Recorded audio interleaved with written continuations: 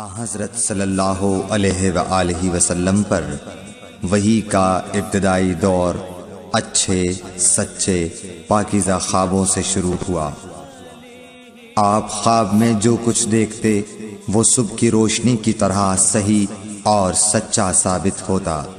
پھر من جانب قدرت آپ تنہائی پسند ہو گئے اور آپ نے غار حرا میں خلوت نشینی اختیار فرمائی اور کئی دن اور رات وہاں مسلسل عبادت اور یاد الہی و ذکر میں مشغول رہنے لگے۔ جب تک گھر آنے کو دل نہ چاہتا توشہ ہمراہ لیے ہوئے وہاں رہتے۔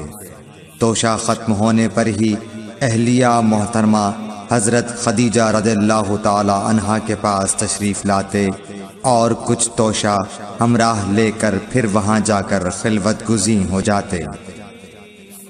یہی طریقہ جاری رہا یہاں تک کہ آپ پر حق منکشف ہو گیا اور آپ غار حرا ہی میں قیام پذیر تھے کہ اچانک حضرت جبرائیل علیہ السلام آپ کے پاس حاضر ہوئے اور کہنے لگے کہ اے محمد پڑھو۔ آپ فرماتے ہیں کہ میں نے کہا کہ میں پڑھنا نہیں جانتا۔ آپ صلی اللہ علیہ وسلم فرماتے ہیں کہ فرشتے نے مجھے پکڑ کر اتنے زور سے بھینچا کہ میری طاقت جواب دے گئی۔ پھر مجھے چھوڑ کر کہا پڑھو۔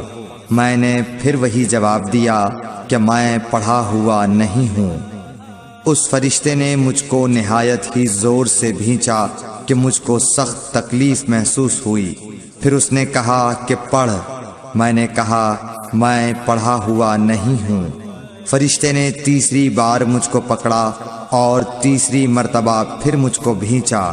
پھر مجھے چھوڑ دیا اور کہنے لگا کہ پڑھو اپنے رب کے نام کی مدد سے جس نے پیدا کیا اور انسان کو خون کی پھٹکی سے بنایا۔ پڑھو اور آپ کا رب بہت ہی مہربانیاں کرنے والا ہے۔ بس یہی آیتیں آپ حضرت جبرائیل علیہ السلام سے سن کر اس حال میں غار حرا سے واپس ہوئے کہ آپ کا دل اس انوکھے واقعے سے کانپ رہا تھا۔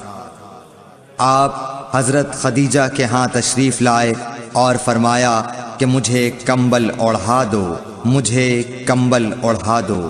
لوگوں نے آپ کو کمبل اوڑھا دیا۔ جب آپ کا ڈر جاتا رہا تو آپ نے اپنی زوجہ محترمہ حضرت خدیجہ رضی اللہ تعالی عنہا کو تفصیل کے ساتھ یہ واقعہ سنایا اور فرمانے لگے کہ مجھ کو اب اپنی جان کا خوف ہو گیا ہے۔ آپ کی اہلیہ محترمہ حضرت خدیجہ رضی اللہ تعالی عنہا نے آپ کی ڈھارس بندھائی اور کہا کہ آپ کا خیال صحیح نہیں ہے۔ اللہ کی قسم آپ کو اللہ کبھی رسوا نہیں کرے گا۔ آپ تو اخلاق فاضلہ کے مالک ہیں۔ آپ تو کنبہ پرور ہیں، بے کسوں کا بوجھ اپنے سر پر رکھتے ہیں، مفلسوں کے لیے آپ کماتے ہیں، مہمان نوازی میں آپ بے مثال ہیں اور مشکل وقت میں آپ امر حق کا ساتھ دیتے ہیں۔ ایسے اوصاف حسنہ والا انسان یوں بے وقت ذلت و خواری کی موت نہیں پا سکتا۔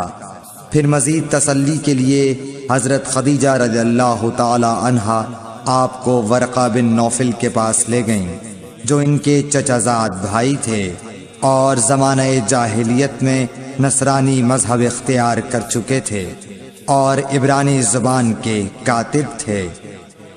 چنانچہ انجیل کو بھی حسب منشاء خداوندی عبرانی زبان میں لکھا کرتے تھے۔ انجیل سریانی زبان میں نازل ہوئی تھی، پھر اس کا ترجمہ عبرانی زبان میں ہوا۔ ورقہ اسی کو لکھتے تھے۔ وہ بہت بوڑھے ہو گئے تھے، یہاں تک کہ ان کی بینائی بھی رخصت ہو چکی تھی۔ حضرت خدیجہ رضی اللہ تعالی عنہا نے ان کے سامنے آپ کے حالات بیان کیے اور کہا کہ اے چچا زاد بھائی، اپنے بھتیجے محمد صلی اللہ علیہ وسلم کی زبانی ذرا ان کی کیفیت سن لیجئے۔ وہ بولے کہ بھتیجے آپ نے جو کچھ دیکھا ہے اس کی تفصیل سناؤ۔ چنانچہ آپ صلی اللہ علیہ وآلہ وسلم نے از اول تا آخر پورا واقعہ سنایا، جسے سن کر ورقہ بے اختیار ہو کر بول اٹھے کہ یہ تو وہی ناموس معزز رازدان فرشتہ ہے جسے اللہ نے حضرت موسیٰ علیہ السلام پر وحی دے کر بھیجا تھا۔ کاش میں آپ کے اس عہد نبوت کے شروع ہونے پر جواں عمر ہوتا، کاش میں اس وقت تک زندہ رہتا جبکہ آپ کی قوم آپ کو اس شہر سے نکال دے گی۔ رسول کریم صلی اللہ علیہ وآلہ وسلم نے یہ سن کر تعجب سے پوچھا کہ کیا وہ لوگ مجھ کو نکال دیں گے، حالانکہ میں تو ان میں صادق و امین و مقبول ہوں۔ ورقہ بولا، ہاں یہ سب کچھ سچ ہے، مگر جو شخص بھی آپ کی طرح امر حق لے کر آیا لوگ اس کے دشمن ہی ہو گئے ہیں۔ اگر مجھے آپ کی نبوت کا وہ زمانہ مل جائے تو میں آپ کی پوری مدد کروں گا، مگر ورقہ کچھ دنوں کے بعد انتقال کر گئے۔ پھر کچھ عرصے تک وحی کی آمد موقوف رہی۔